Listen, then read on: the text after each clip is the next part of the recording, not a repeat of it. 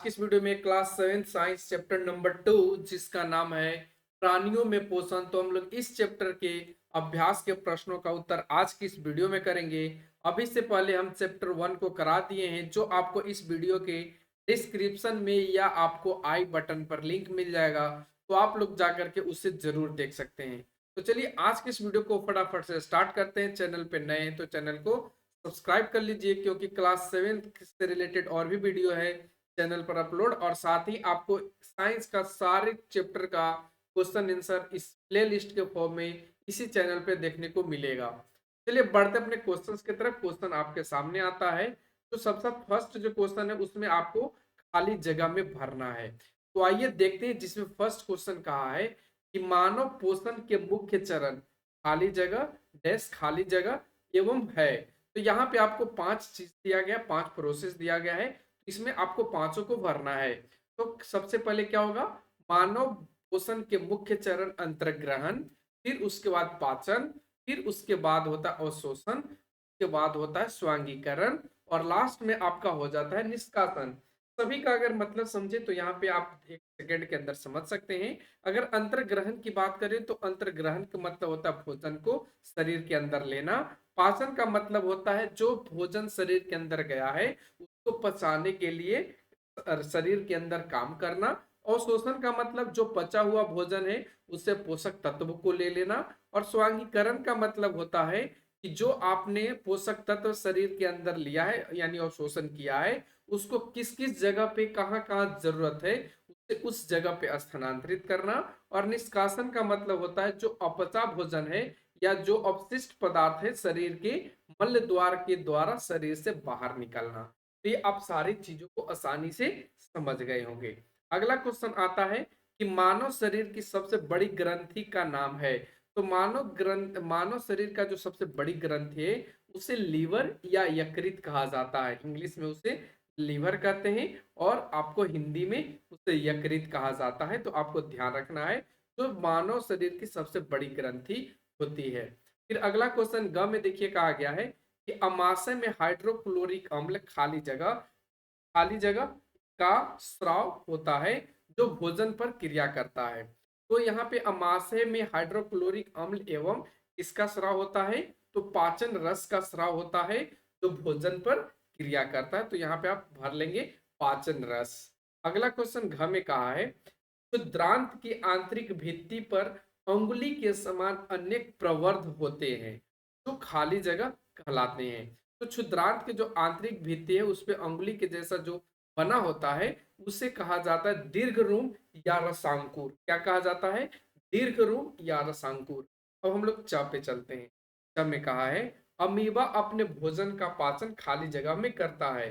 तो अमीबा भोजन का पाचन खाद्य धानी में करता है। यहाँ पे खाद्य धानी भर लेंगे। अगला क्वेश्चन आता है सत्य एवं असत्य कथनों की पहचान करें। तो आइए सत्य एवं असत्य कथनों की पहचान करते हैं। ठीक है, तो आपके सामने यहाँ पे क्वेश्चन दिया गया है कि मंड का पाचन अमाशय से प्रारंभ होता है। आप बताएंगे कि जो मंड का पाचन है, ठीक है, अमाशय से प्रारंभ होता है। ये तो बिल्कुल गलत बात है। मंड का मतलब यहाँ पे अगर हम बात करें तो स्टार्च को लेकर के कहा गया है। तो स्टार्च का जो पाचन होता है वो कहाँ से होता है, मुख गुहा से या मुख गुहिका से शुरू हो जाता है। ये भी आपको ध्यान में रखना है। ठीक है, अब आगे हम लोग बढ़ते हैं। अगला क्वेश्चन का क्या हो जाएगा, असत्य।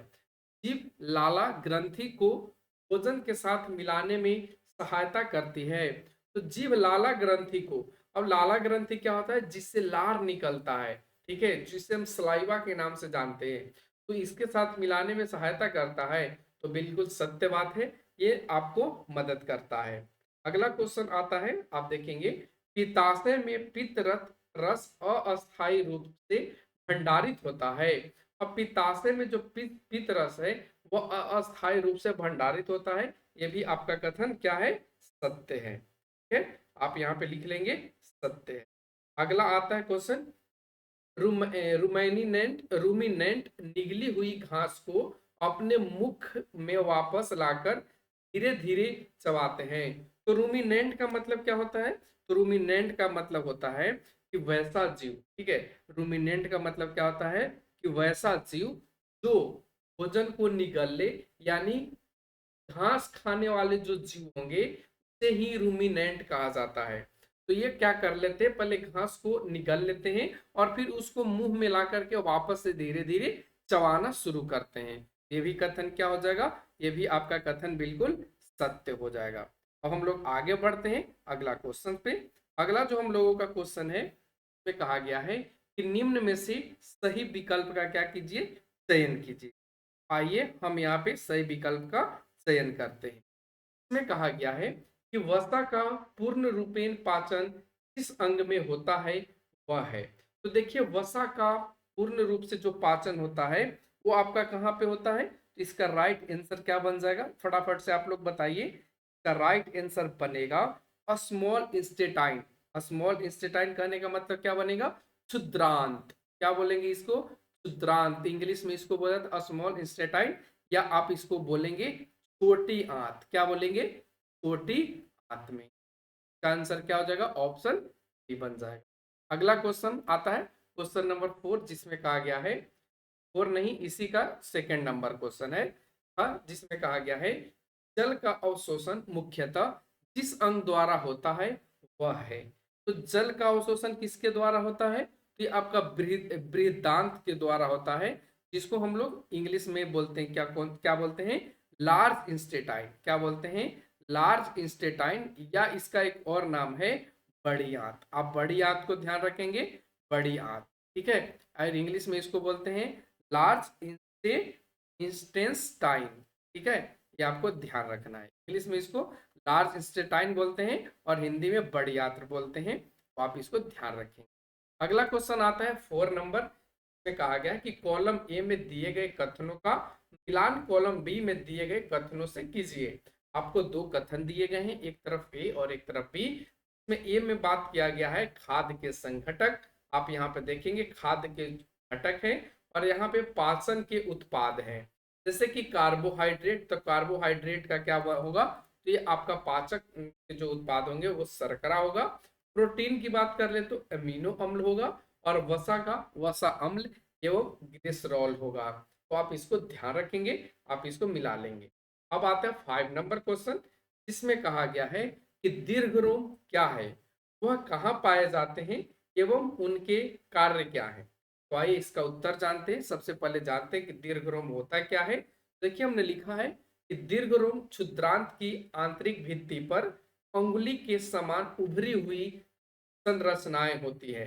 यानी ये छोटी आंत में क्या होता है, अंगुली के जैसा, यानी इस तरीके से उभरी हुई क्या रहती हैं, ये अंगुली के समान उभरी हुई रहती है उनके आंतरिक भित्ति पे। और इनकी जो संरचनाएं होती है उन्हें नाम दिया जाता है दीर्घरोम, या उसे रसांकुर कहा जाता है। इनकी संरचना को क्या नाम दिया जाता है, दीर्घरोम या रसांकुर। अब ये कहाँ पाए जाते हैं, ये क्षुद्रांत जिसको हम छोटी आंत कहते हैं, ये छोटी आंत के आंतरिक भित्ति पर पाए जाते हैं। सेकंड इसमें, और क्वेश्चन थर्ड में कहा गया है कि वो उनके कार्य क्या है। तो देखिए इसका कार्य क्या है, तो पचे हुए भोजन के अवशोषण के लिए सतही क्षेत्रफल को बढ़ाना और पोषक तत्वों को रक्त वाहिकाओं में पहुंचाना, ये इसका कार्य है। अब अगला 6 नंबर क्वेश्चन में कहा गया है पित्त कहाँ निर्मित होता है, यह भोजन के किस घटक के पाचन में सहायता करता है। तो पित्त कहाँ निर्मित होता है, तो पित्त जो आपका निर्मित होता है वो आपका यकृत या लीवर में निर्मित होता है, और यह यानी जो पित्त है भोजन के वसा जैसे घटकों के पाचन में सहायता करता है। ये आपको ध्यान रखना है। अब हम लोग बढ़ते क्वेश्चन नंबर 7 पे। क्वेश्चन नंबर 7 में कहा गया है उस कार्बोहाइड्रेट का नाम लिखिए जिसका पाचन रूमिनेंट द्वारा किया जाता है परंतु मानवों द्वारा नहीं, इसका कारण भी आपको बताना है। तो देखिए हमने लिखा है सेलुलोज, वह यह वैसा कार्बोहाइड्रेट है का पाचन रूमिनेंट या रुमंथी, जिसको हम जुगाली करने वाले जंतु बोलते हैं, के द्वारा ही किया जाता है। यानी सेलुलोज ही वैसा कार्बोहाइड्रेट है का पाचन कौन करेगा, रूमिनेंट करेगा, यानी जुगाली करने वाले। अब जुगाली करने वाले में कौन से आ जाएंगे, जैसे कि गाय हो गए, भैंस हो गई, बकरी हो गए, तो ये सभी आपका रूमिनेंट के अंतर्गत आएगा, ठीक है।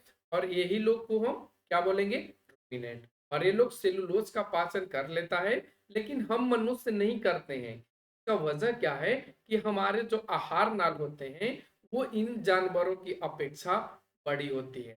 यानी जानवर हमारी जो आहार नाल होती है के अकॉर्डिंग छोटी होती है रूमिनेंट के, और रूमिनेंट की क्या होती है, बड़ी होती है।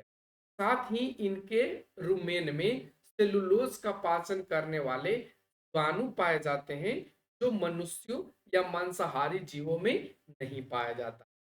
आप समझें कि मनुष्य पाचन इसका क्यों नहीं कर सकता है, क्योंकि सबसे पहला रीजन यह है कि हम लोगों का जो आहार नाल है इन जानवरों की अपेक्षा छोटी होती है। साथ ही में इनके जो रुमेन है यानी इनके जो अमाशय हैं उनमें सेलुलोज का पाचन करने वाले जीवाणु पाए जाते हैं, लेकिन हम मनुष्यों के शरीर में या हम मनुष्यों के अमाशय में इस तरीके का जीवाणु नहीं पाए जाते हैं, और इसी के वजह से हम उनका पाचन नहीं कर सकते।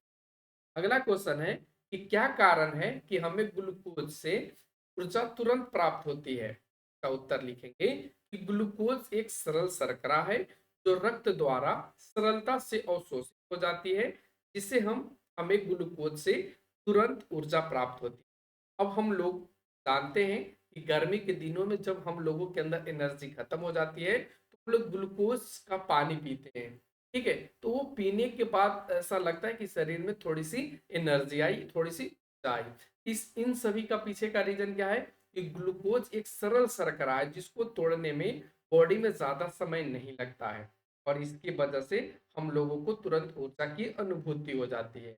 अब अगला क्वेश्चन आता है, क्वेश्चन नंबर 9। इसमें कहा है कि आहार नाल के कौन से भाग द्वारा निम्न क्रियाएं संपादित होती।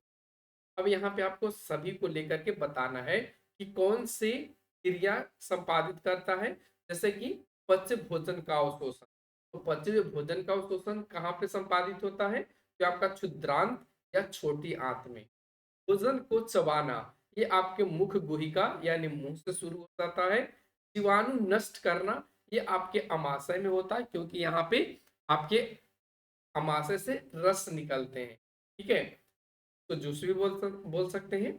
भोजन का संपूर्ण पाचन कहाँ होता है, ये आपके क्षुद्रांत या छोटी आंत होता है, और मल का निर्माण आपका भिद्रांत या बड़ी आंत में। ये आपको यहाँ पे लिख लेना। अब हम लोग 10 नंबर क्वेश्चन पे चलेंगे। में कहा है कि मानव एवं अमीबा के पोषण में कोई एक समानता एवं एक अंतर लिखिए। यानी यानी मानव और अमीबा में अंतर लिखना है। पहला अंतर लिखना है और इन दोनों में क्या समानता है ये भी आपको लिखना है। चलिए सबसे पहले समानता की बात कर लें। तो मानव और अमीबा में पाचक रस की सहायता से ही जटिल पदार्थ कहने का मतलब भोजन को सरल पदार्थों में परिवर्तित किया जाता है। तो ये दोनों में समानता है, यानी अमीबा में भी और मानव में भी पाचक रस की सहायता से ही जटिल अणुओं को तोड़ा जाता है, छोटे छोटे यानी सरल अणु। और अंतर की बात करें तो मनुष्यों में भोजन का जो अंतर ग्रहण होता है, यानी भोजन शरीर में जो जाता है वो मुख गुहिका यानी मुंह के द्वारा जाता है, जबकि अमीबा में भोजन का जो अंतर ग्रहण होता है वो पादाव या कुटपादों की सहायता से की जाती है। ये दोनों में अंतर हो गया। अब हम लोग बढ़ते हैं 11 नंबर पे। 11 नंबर में कहा है कि कॉलम ए में दिए गए शब्दों का कॉलम बी से उचित मिलान कीजिए। अब यहाँ पे कॉलम ए दे रखा है और एक तरफ कॉलम बी दे रखा है, तो आई कॉलम ए को कॉलम बी से मिलान कर। जैसे कि दिया है लाला ग्रंथि। अब लाला ग्रंथि किसको स्रावित करेगा, तो ये आपका लाला रस स्रावित करता है। लाला ग्रंथि कहने का मतलब यहाँ से लार निकलता है, या इसको हम बोलते हैं सलाइवा। क्या बोलते हैं, सलाइवा या लार बोलते हैं। तो इसका क्या बन जाएगा, यहाँ से लाला रस स्रावित करता है। ठीक है, फिर अमाशय, अमाशय क्या करता है, तो ये आपका अम्ल का निर्मोचन करता है। यकृत की बात करें तो यकृत से आपका पित्त रस का स्रवण होता है। मलाशय, मलाशय में क्या होता है, तो देखिए मलाशय में होता है कि जो आपने भोजन किया और भोजन नहीं पचा, यानी अपचा जो भोजन होता है वो मलाशय में जाकर के जमा हो जाता है, और मल द्वार के माध्यम से मल का त्याग हो जाता है। यानी हम लोग जो पोटी करते हैं मल द्वार के द्वारा ही करते हैं, और वो आपके मलाशय में जाकर के जमा रहता है। यहाँ पे लिख लेंगे बिना पचे भोजन का भंडारण।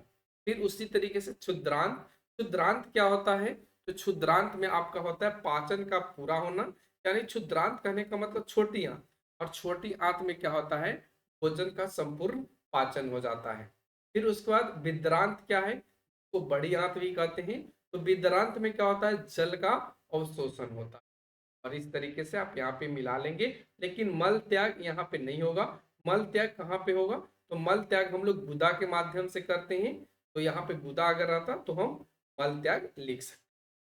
अगला क्वेश्चन आता है 12 नंबर। तो आप देख सकते हैं यहाँ पे दो फिगर दिए गए हैं।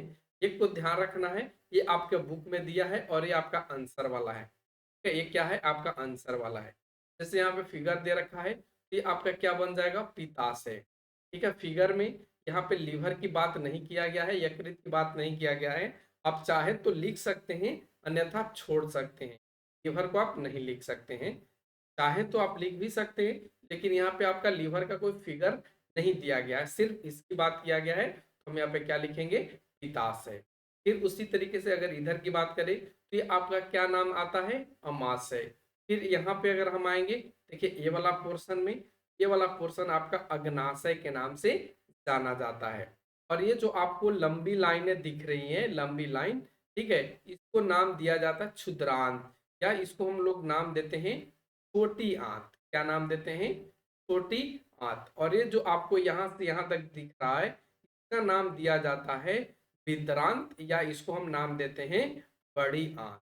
ठीक है, क्या लिखेंगे? बड़ी आंत।